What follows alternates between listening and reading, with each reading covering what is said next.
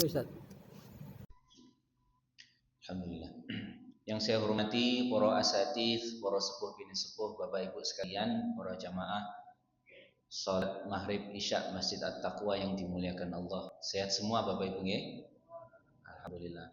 Mari kita bersyukur kepada Allah petang hari ini kula panjenengan saged hadir kembali di kajian rutin kita Kaifa amalahum an-nabiyyu sallallahu alaihi wasallam. Bagaimana Rasulullah berinteraksi, bermuamalah dengan mereka.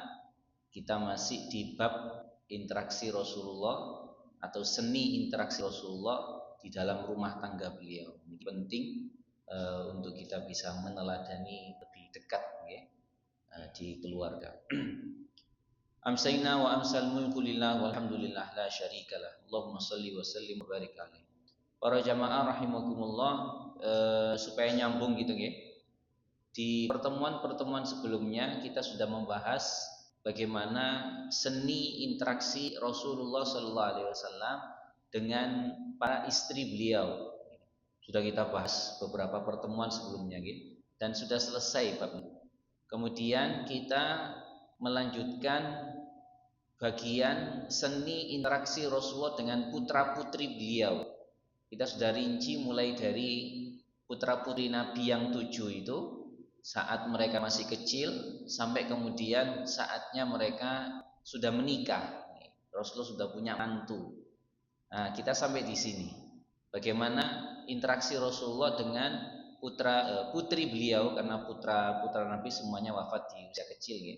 Putri-putri beliau khususnya di saat sudah berumah tangga. Kapan hari kita bahas Rasulullah menyiapkan rumah di dekat rumah Nabi, yang mana kalau Siti Aisyah membuka jendelanya kelihatan rumah Fatimah itu. Ya.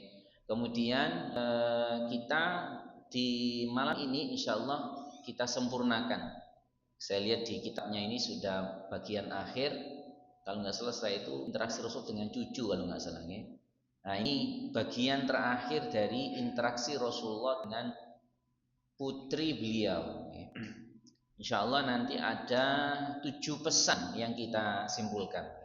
Tapi sebelum menyimpulkan tentunya mari kita bahas ya, sesuai dengan yang sudah disajikan di dalam kitab Kaifa Amalahumun Nabi.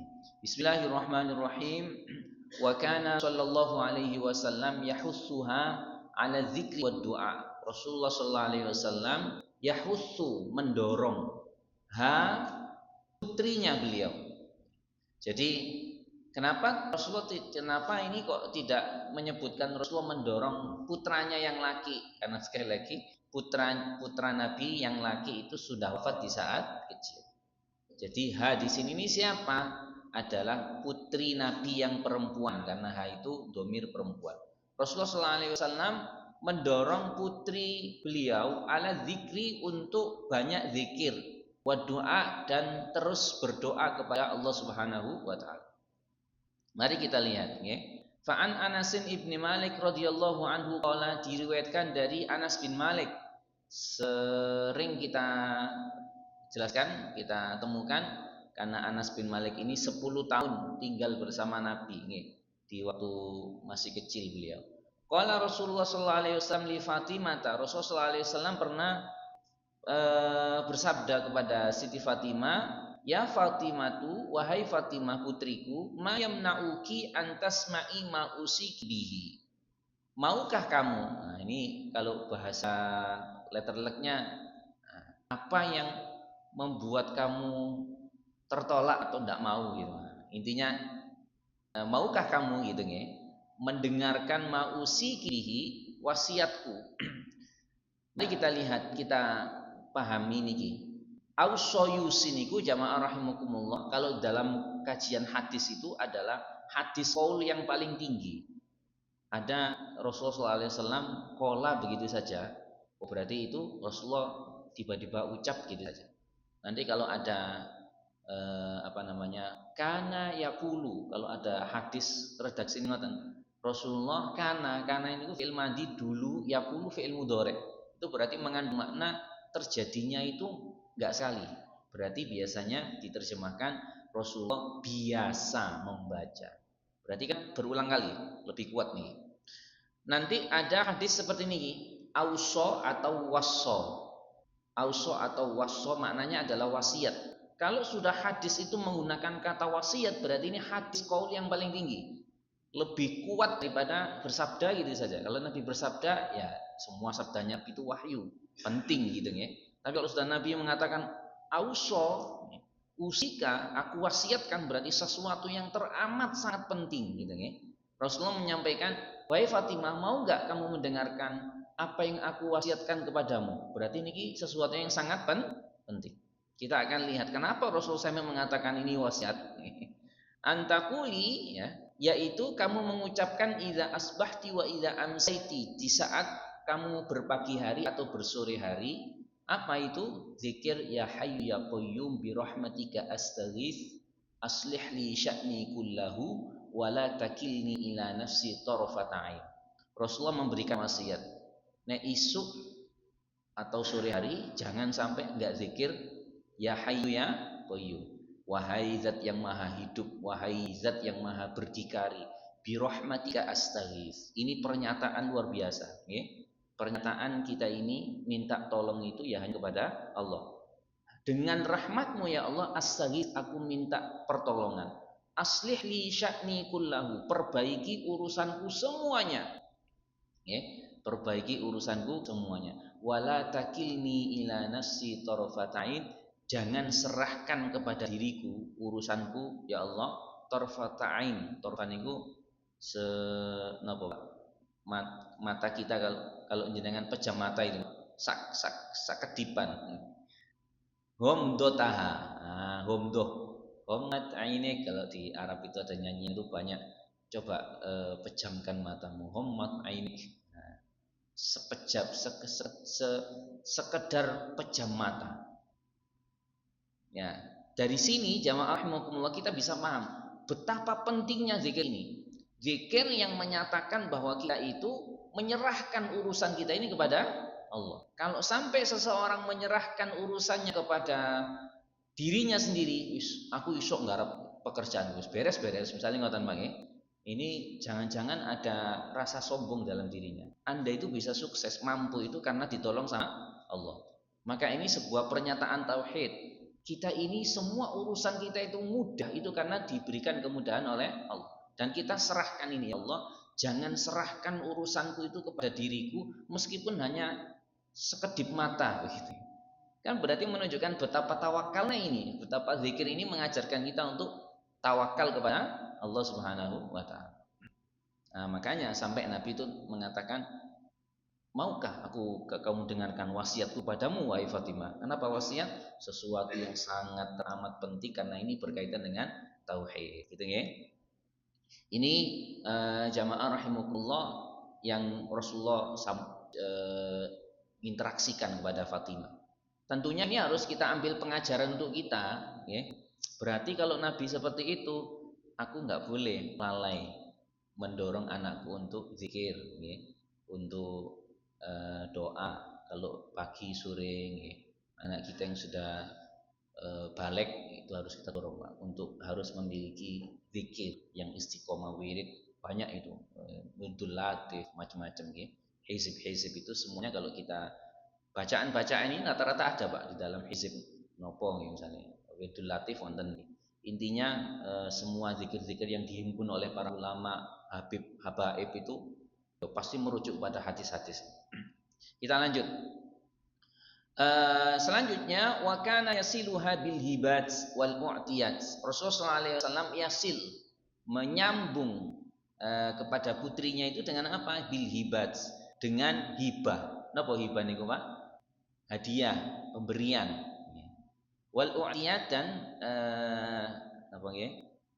Bisa dikatakan surprise, kejutan, surprise. Sesuatu yang anak kita nggak menduga, tiba-tiba kok ayahku pulang-pulang membawa kejutan hadiah misalnya.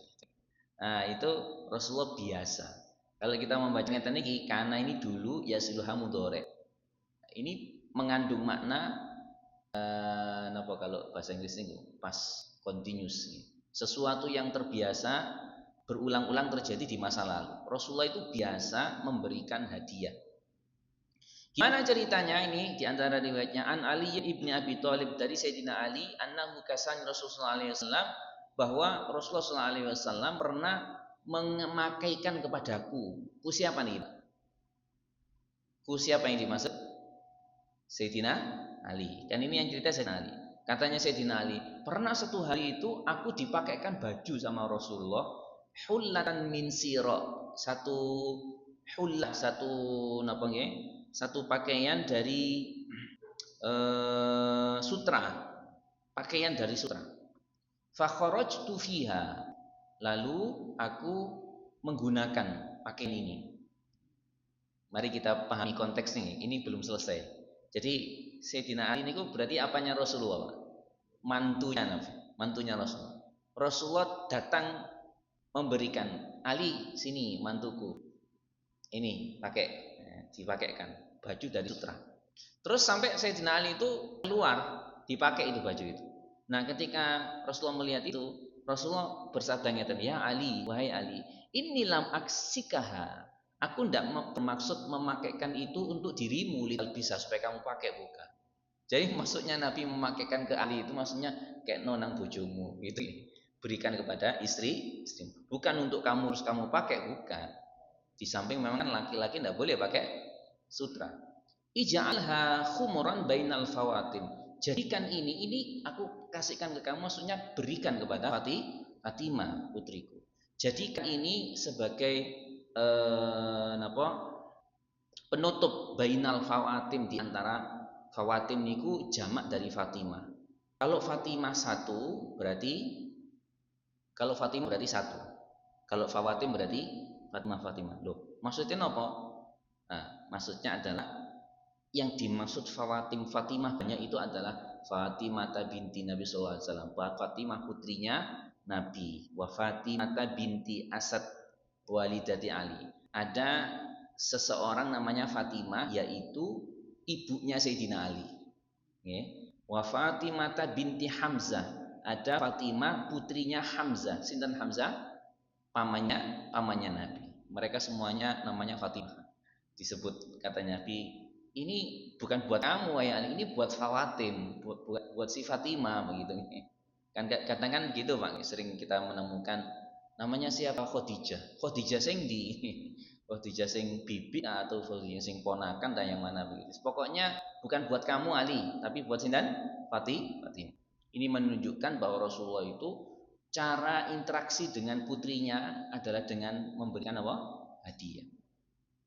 Itu ya, lanjut. Wa kana yuwasi banatihi wa yusabbiruhunna 'indal musibah. Rasulullah SAW itu yuwasi, menyayangi banatihi, putri-putrinya. Banat berarti banyak. Semua putrinya Nabi disayang sama Rasul.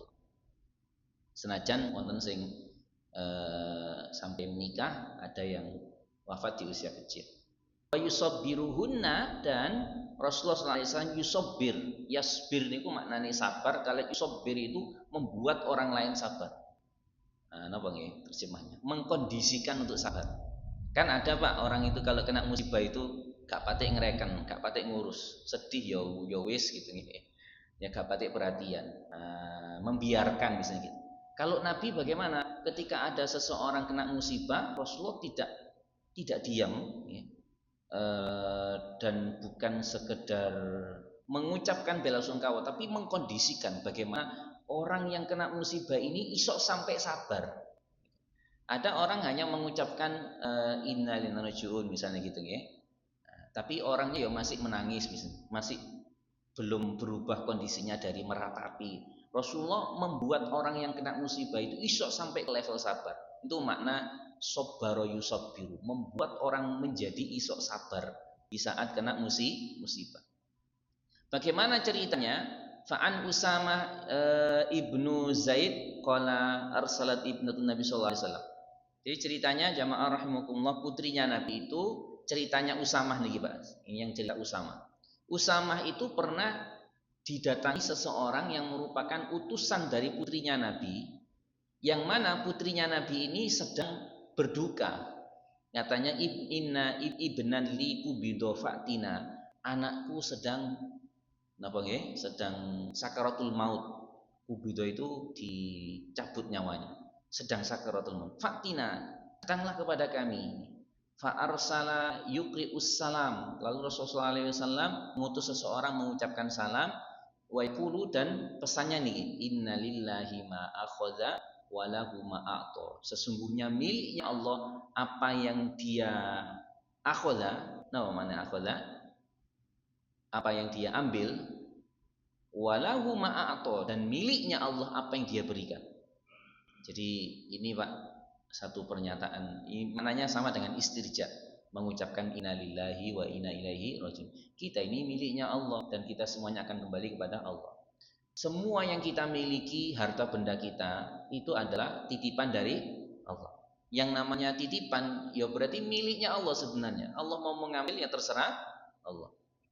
Meskipun dalam fikih bukan berarti seseorang itu berhak untuk mengambil paksa hartanya orang karena ini loh bukan milikmu, nggak begitu juga. Nah, ini dalam konteks orang sedang terkena musibah. Wa kullun indahu bi ajalin musamma, dan setiap orang di sisi Allah itu bi ajalin musamma, sudah ditentukan ajalnya, kapan matinya, sudah ada catatannya. Fatasbir, maka hendaklah dia, siapa dia nih? Putriku.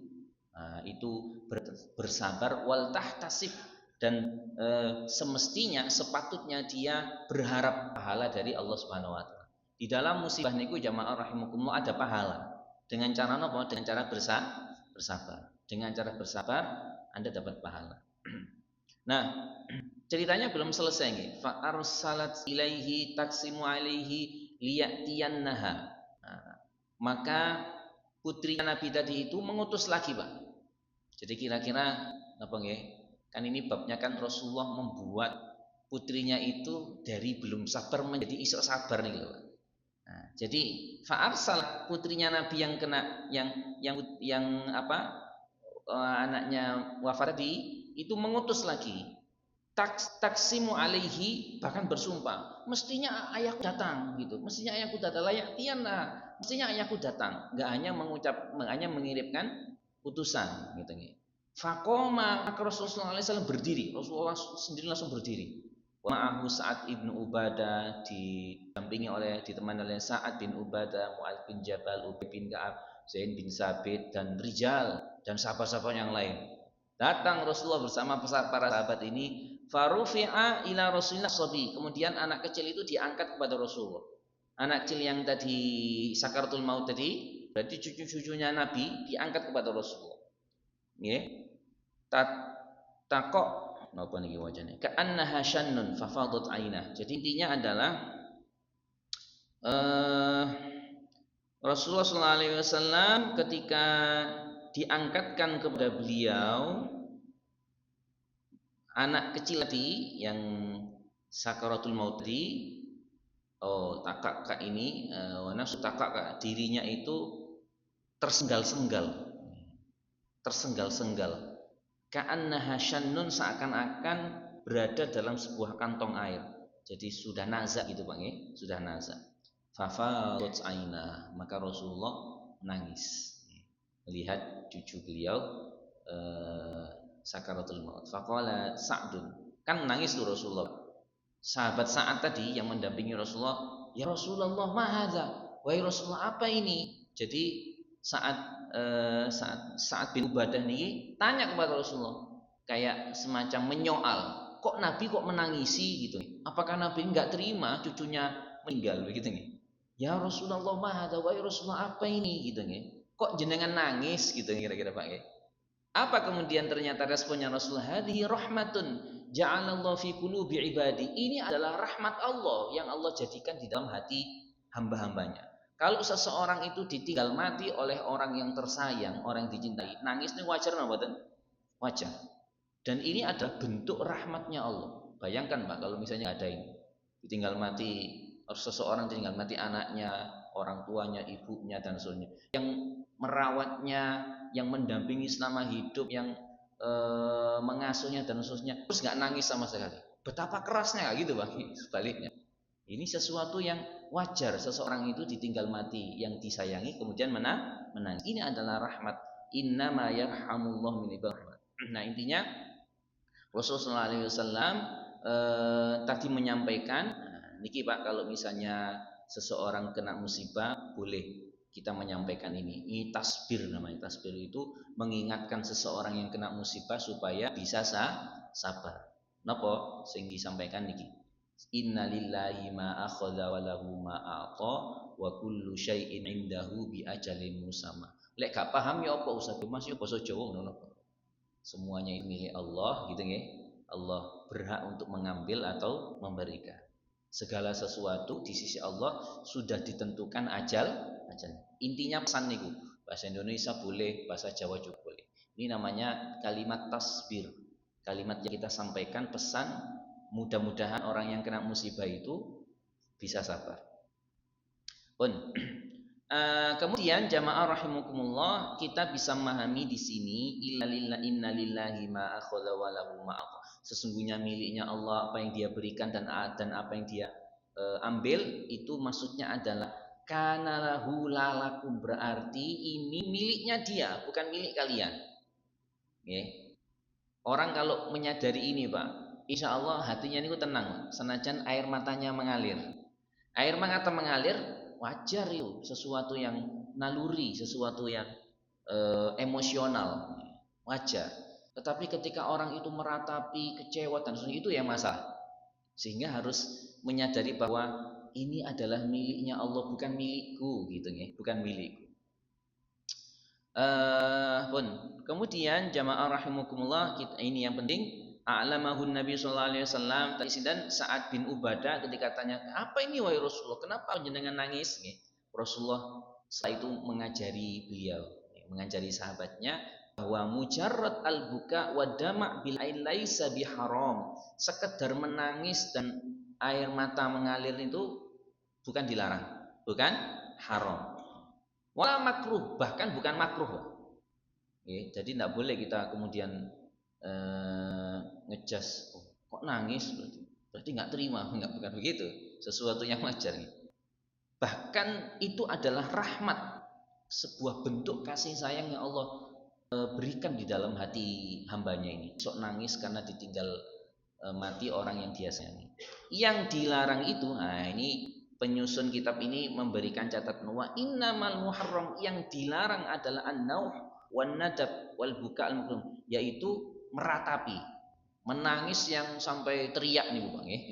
Nah, itu satu bentuk tidak terima. Ini yang dilarang. Pun kita lanjut. Wa kana yahzanu li wafati ahadin min abnaihi wa banatihi.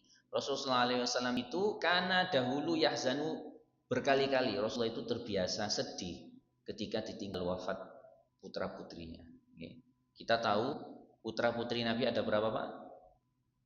7. Ada 7. Semuanya itu wafat di usia kecil. Illa Fatimah, kecuali Fatimah radhiyallahu anha. Fatimah saja yang tumbuh besar sampai menikah dengan Sayyidina Ali. Jadi dari sini kita bisa melihat, oh berarti Rasulullah itu terbiasa itu karena emang terjadinya nggak sekali. 6 putra putri Nabi yang lain itu ditinggal wafat kecil, itu Rasulullah sedih ketika ditinggal wafat itu. Nah, sedihnya ini berarti menunjukkan apa? Menunjukkan betapa sayangnya Nabi kepada putra putrinya. Mari kita lihat. Anas bin Malik meriwayatkan, menceritakan di saat wafatnya Ummu Kulsum, salah satu putri Nabi, Ummu Kulsum, katanya Anas bin Malik, syahidna binta Rasulullah sallallahu alaihi wasallam. Kami pernah menyaksikan putrinya Rasulullah yang namanya Ummu Kulsum. Wa Rasulullah sallallahu alaihi wasallam jalisun alal qabr, Rasulullah sedang duduk di atas kuburannya Ummu Kulsum. Fara'aitu ainaihi tadmi'an. Aku melihat Rasulullah sallallahu alaihi wasallam meneteskan air mata ketika Rasulullah berada di atas kuburan. Jadi begitu Pak. Kalau jangan gampang menyalahkan orang. Oh, ada orang menangis di atas kuburan, terus kemudian, oh ini apa namanya, nopo misalnya, kok doa di kuburan sampai menangis, maksudnya gitu. Buatan ya. Jadi itu dari kisah ini menunjukkan Rasulullah itu laisat dumu huzn, jaza wa suhd. Ini nangisnya Nabi ini bukan nangis sukht karena marah, karena nggak terima, bukan. Nggak terima dengan takdirnya Allah. Buatan. Wa innama dumu rahma wa syafaqah. Tapi nangisnya Nabi di atas kuburannya Ummu Kulsum putrinya itu adalah nangis kasih sayang, nangis rahmat. Gitu ya. Kemudian jamaah rahimakumullah, yang putra sekarang yaitu Ibrahim, salah satu putra Nabi namanya Ibrahim. Itu katanya Anas bin Malik, dakhalna ma'a Rasulullah sallallahu alaihi wasallam ala Abi Saif Al-Qayyin. Kami satu hari masuk menemui Abi Saif Al-Qayyin, wa kana dhairan, dan saat itu Ibrahim alaihissalam berada dalam keadaan sakaratul maut. Jadi Ibrahim putranya Rasulullah sedang sakaratul maut. Tadi kan ceritanya Ummu Kulsum yang putri, sekarang yang putra. Fa akhadha Rasulullah alaihi wasallam, apa yang kemudian dilakukan Rasulullah ketika melihat putranya yang namanya Ibrahim ini sakaratul maut? Akhadha Rasulullah Ibrahim, Rasulullah mengambil Ibrahim, digendong sama Rasulullah, qabbalahu, dicium sama Rasul.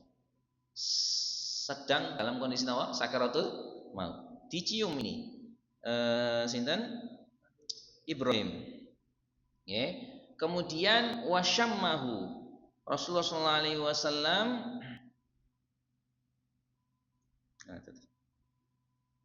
mendekapnya. Summa dakhalna alaihi ba'da dzalika wa Ibrahim yajudu binafsi. Kemudian kami masuk lagi, Ibrahim menemui ajalnya. Faja'alat aina Rasulullah tazriyat. Kemudian ketika sudah wafat Ibrahim kecil ini, putranya Rasulullah, menangis Rasulullah. Faqala lahu Abdurrahman ibnu Auf. Abdurrahman bin Auf kemudian menyampaikan, tanya ya, atau heran, wa anta ya Rasulullah, wa Rasulullah panjenengan menangis gitu. Dia menangis ya, karena yang bisa jadi ini pengalaman pertama sahabat melihat Nabi itu menangisi putranya wafat. Apa jawabannya Rasulullah? Yabna Auf innaha rahmah. Wahai Abdurrahman bin Auf, nangisku ini adalah bentuk rahmat, kasih sayang. Bukan karena aku nggak terima dengan takdirnya Allah, bukan. Lebih jelas lagi, ini hadisnya Rasulullah menyampaikan innal ain tadma, hati itu, mata itu bisa mengeluarkan air mata, wal qalb yahzan, mata bisa mengeluarkan air mata, hati bisa merasakan sedih. Wala naqulu illa bima yudi rabbuna, tapi lisan ini yang menentukan. Lisan ini jangan sampai kemudian mengumpat mencela. Jadi gitu Pak, caranya menilainya itu adalah bukan dari nangisnya seseorang, bukan dari sedihnya seseorang ketika ditinggal mati orang yang disayanginya, tapi dari apa? Lisannya ini yang diucap, lisannya ini apa? Wa inna firaqika ya Ibrahim la mahzunun. Kami wahai Ibrahim dengan berpisah denganmu itu mahzunun, kami sedih. Jadi intinya Rasulullah SAW tidak keluar dari dan tidak mungkin ya, teladan kita tidak memberikan contoh kepada kita menerima takdirnya Allah, tidak mungkin. Pun wa an Anas ibn Malik, tanya Malik, beliau pernah menyimpulkan kata, ma ra'aitu ahadan kana arham bil iyali min Rasulullah. Tidak pernah saya melihat seseorang lelaki yang sayangnya kepada keluarga itu melebihi sayangnya Nabi kepada putra-putrinya, kepada putranya. Ya memang pasti Rasulullah itu adalah teladan sempurna bagi kita dalam semua hal, termasuk dalam menyayangi anak-anaknya. Nah, kita lihat lagi cerita ini menarik, Pak. Ada putrinya Nabi, ya. Ada putranya Nabi yang meninggalnya itu belum genap 2 tahun. Berarti masih di masa apa? Susuan. Rasulullah menyampaikan nanti susuannya ini disempurnakan di surga. Nah, gimana ceritanya ini? Ini agak panjang, saya persingkat supaya waktunya cukup. Ibrahim niku Pak saat wafat niku mustardian, diasuh di pinggir Madinah. Rasulullah sering mengunjungi Ibrahim niki. Nah, kemudian Falamma tufiya, ketika Ibrahim ini wafat, qala Rasulullah menyampaikan apa? Inna Ibrahim ibni, sesungguhnya Ibrahim itu adalah anakku. Wa innahu mata fis sadi. Ibrahim itu meninggal di saat dia masa susuan. Sempurnanya masa susuan itu pinten, Pak? 2 tahun. Bagaimana bunyi ayatnya? Ada di Al-Baqarah juz 2 nih. Oh? Napa Ustaz bunyinya?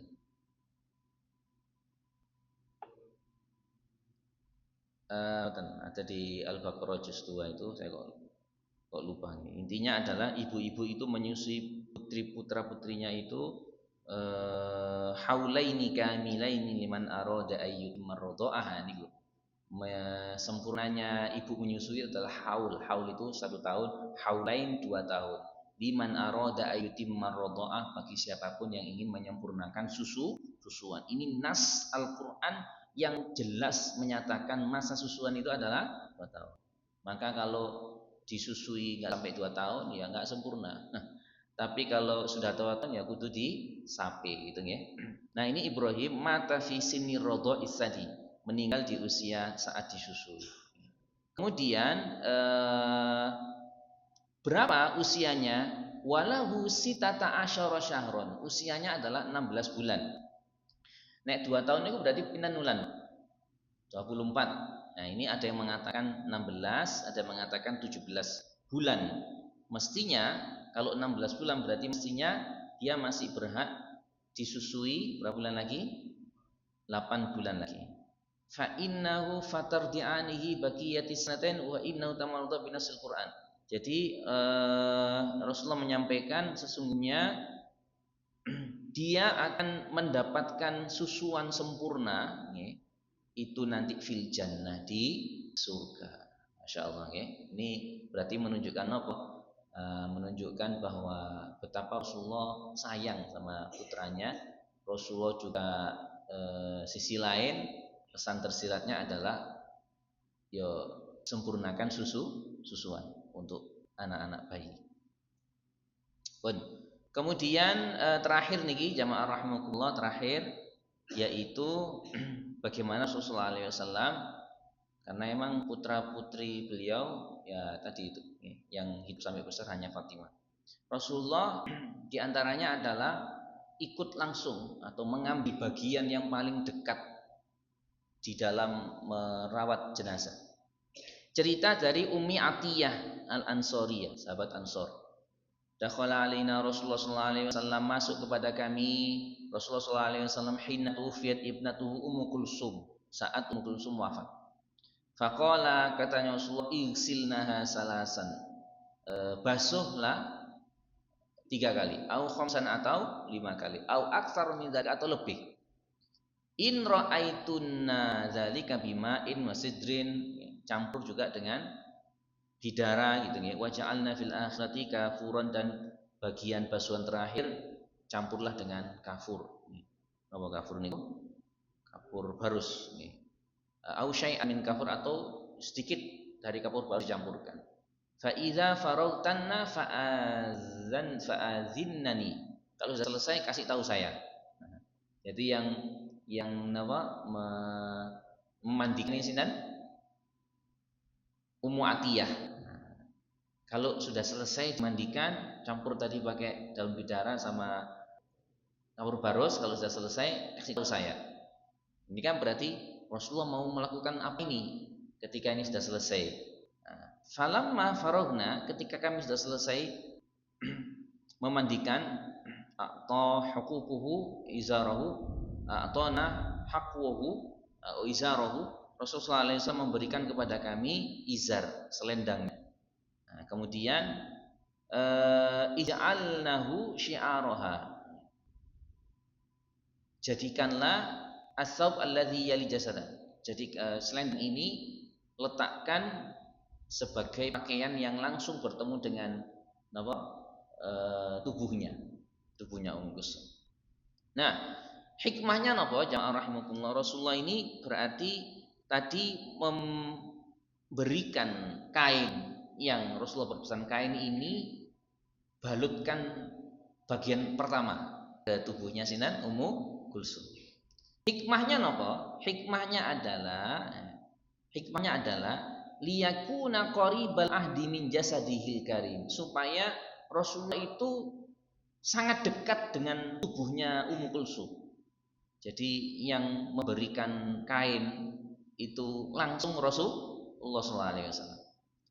Hatta la yakuna bainan tiqalihi min jasadi ila jasadiha fasil, sehingga tidak ada pemisah antara jasadnya Nabi dengan jasadnya putri beliau Ummu Kulsum.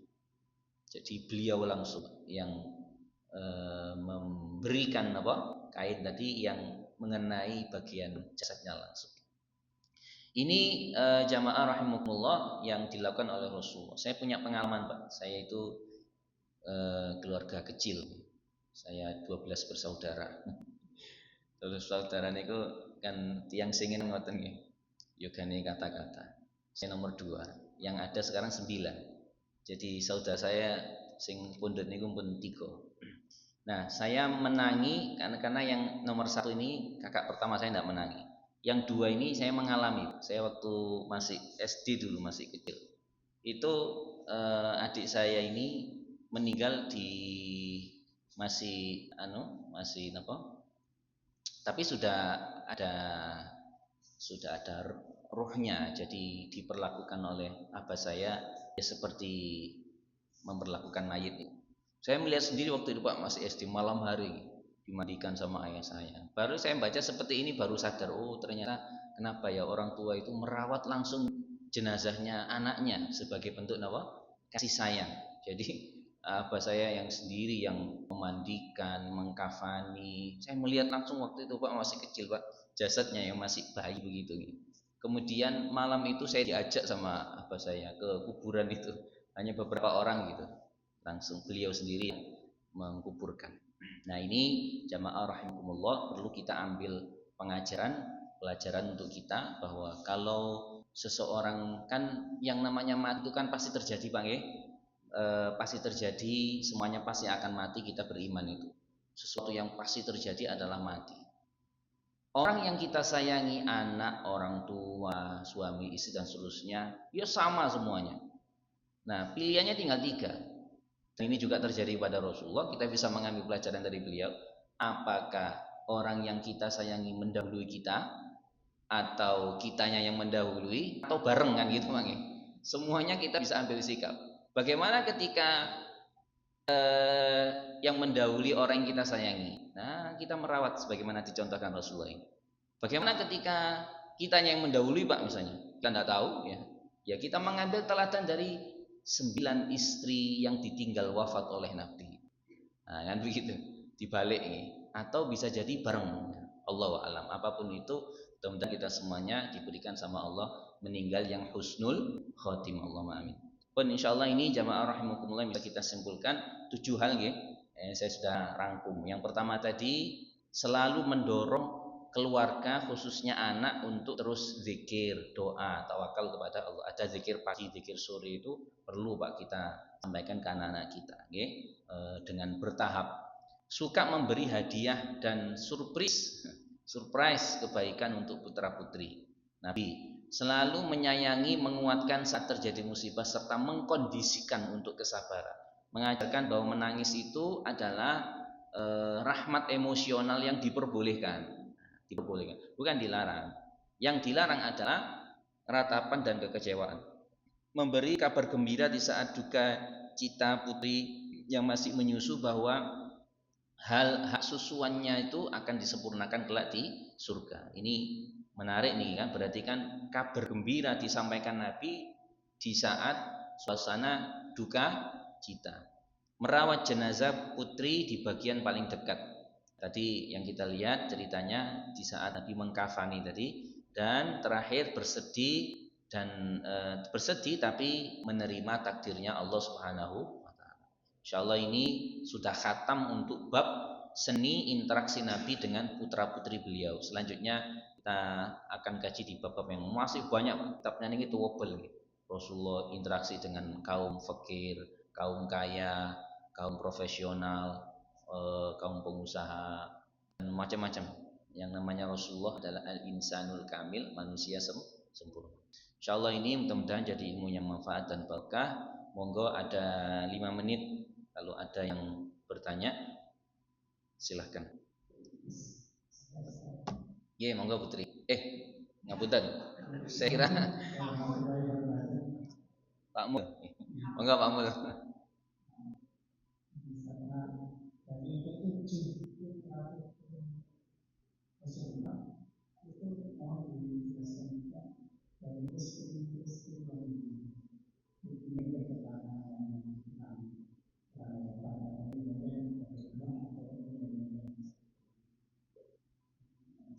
Yeah. Waalaikumsalam warahmatullahi wabarakatuh. Jadi putra putri Nabi ini semuanya adalah dari Ibu Khadijah kecuali sinten nggih ada satu dari Khadijah itu 6 dari Maria Kiptiyah. Dari Maria Kiptiyah ini yang siapa sih? Ibrahim dari Maria Kiptiyah yang satu saja. Yang lainnya semuanya dari Ibu Khadijah.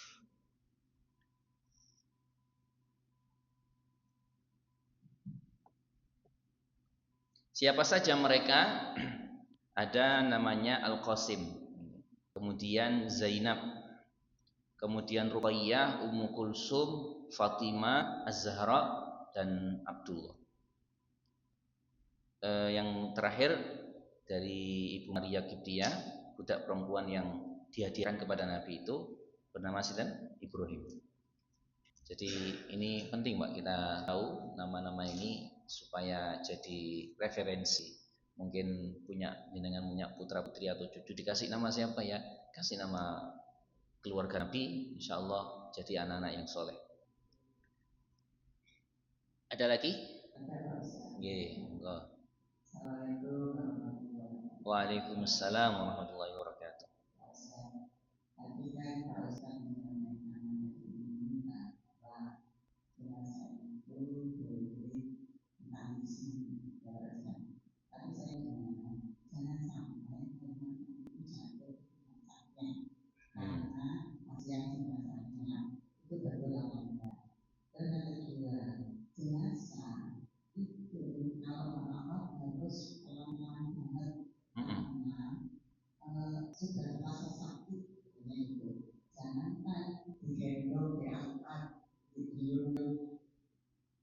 Senggol kapas itu dosanya setengah mati, artinya juga apa betul dosa itu.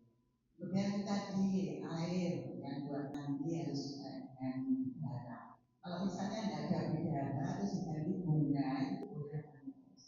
Yeah. Kemudian boleh Pak Ustaz tanya di luar konteks. Boleh monggo. Boleh ya. Ini gini Pak Ustaz. Banyak nih pertanyaan ini. Monggo Putri. Ini gini Pak Ustaz. Kita kaum muslim itu kan tidak boleh mengucapkan selamat hari Natal, ya Ustaz. Karena kalau kita mengucapkan berarti kita itu mengakui bahwa Nabi Isa adalah Tuhan. Iya. Ya. Tapi kenyataannya ini betul apa tidak? Diviralkan di video saya itu di Dubai itu Pak Ustaz. Itu merayakan hari Natal kaum muslim. Di rumahnya itu pada bikin cemara-cemara, anaknya pada senang karena banyak lampu-lampu ini. Padahal pakaiannya pakaian juga dan pakai kerudung. Nah itu menurut Pak Ustaz gimana Pak Ustaz? Apalagi tadi saya lihat lagi di masjid Istiqlal itu dibuat merayakan. Bagaimana Pak Ustaz? Menurut Pak Ustaz Terima kasih Pak Ustaz, itu aja dulu. Masya Allah. Waalaikumsalam warahmatullahi wabarakatuh. Terima kasih Putri ya. Pupri, Masya Allah, ngapunten. Pertanyaannya banyak sampai lupa saya. Yang pertama tadi, air mata. Kalau saya belum pernah membaca hadis gitu. Bisa jadi itu qaul pendapat ulama bisa jadi. Kalau hadis itu ya tadi itu yang kita bahas bahwa Nabi itu menyampaikan bahwa menangis itu boleh. Ya mungkin saking hati-hatinya supaya nggak dianggap tangisan ini sebagai tangisan ratapan kekecewaan, ojo sampai menetes kepada si mayit, itu bisa jadi. Tapi selama ini dereng nanti kalau mau hadis yang langsung dari Nabi gitu. Bisa jadi itu kehati-hatian mawon gitu, kehati-hatian mawon. Dan bahwa nangis itu gak sampai berlebihan ngoten. Insyaallah ngoten nggih. Jadi kalau larangan secara dari Nabi langsung belum saya baca. Yang kedua terkait dengan menurut saya boleh jika memang tidak ada dicampur dengan bunga itu boleh. Sebagian ulama ada yang mengambil di dalam usul fikih itu menjadikan kias ini sebagai salah satu dari dasar. Jadi seperti yang bunga niku, kalau orang mati, kalau Nabi kan menanamkan kurma niku, pelepah kurma niku nggih. Nah, pelepah kurma karena selama ini belum kering dia akan memohonkan ampun orang sing mati. Lah kalau nyiram kembang ya apa Ustaz? Nah, itu sebagian ulama menggunakan kias, dikiaskan dengan Rasulullah menancapkan itu. Boleh gitu. Bukan dilarang gitu. Bukan bid'ah, dolalah begitu, boleh. Kias itu menjadi salah satu dasar dalam fikih. Kemudian yang nomor 3, oh ya, niku leres. Jadi harus betul-betul pelan-pelan untuk memandikan jenazah dan seterusnya karena dia baru selesai dari sakitnya ruh keluar, sakitnya sakratul maut. Jadi niku harus pelan-pelan, jangan sampai dengan kasar. Niku peringatan bagi yang merawat jenazah nggih. Terakhir terkait dengan Natal niku nggih, leres nggih, terakhir Natal. Jadi saya dulu mondok di Singosari, kiai saya tegas, tidak boleh kalau Natal 25 Desember kan tidak boleh mengucapkan selamat Natal haram. Dan yang menyampaikan itu juga adalah mu'alaf yang dulunya pendeta menyatakan bahwa Natal itu maknanya begini-begini, mengucapkan selamat Natal sama dengan mengamini atau mengakui bahwa dia adalah Tuhan. Masa kita mengakui dia adalah Tuhan? Ya la ilaha illallah, Tuhan itu hanya Allah yang layak diibadahi. Ngoten niku yang saya terima. Ketika saya kuliah ke Mesir, itu ternyata di Al-Azhar itu sudah menjadi tradisi. Ketika Natal kayak gini nih, mereka mengucapkan selamat Natal. Dasarnya apa? Dasarnya hal yang lain ternyata. Ini bagian daripada kita menghormati mereka dan seterusnya. Sosial lah intinya. Nah, berarti terjadi khilaf. Ulama-ulama Azhar ngoten dan mereka biasa. Di Mesir itu begitu. Dan kalau saya lihat suasananya memang berbeda ya di Indonesia sama karena nanti di usul fikih itu ada keterangan al-hukmu yaduru ma'al illah. Hukum itu bisa berbeda sesuai dengan ilat, sesuai dengan kondisi, sesuai dengan situasi itu bisa berbeda, difatwakan berbeda. Nah, saya pribadi mengambil usul kaidah yang menyatakan bahwa al-khuruju minal khilafi aula. Kalau ada perbedaan pendapat, keluar dari perbedaan itu adalah lebih diutamakan. Berarti apa? Ya wis ndak usah melok-melok. Itu yang lebih selamat. Nah, insyaallah ngaten nggih. Insyaallah itu kita ndak tercela karena kena pengakuan kok mengakui ada Tuhan, anak Tuhan dan seterusnya. Ya sudah, berarti kita keluar dari perbedaan itu lebih diutamakan. Insyaallah niku Bu Pri mudah-mudahan terjawab, kurang lebihnya mohon maaf. Sampai jumpa di pertemuan selanjutnya. Assalamualaikum warahmatullahi wabarakatuh.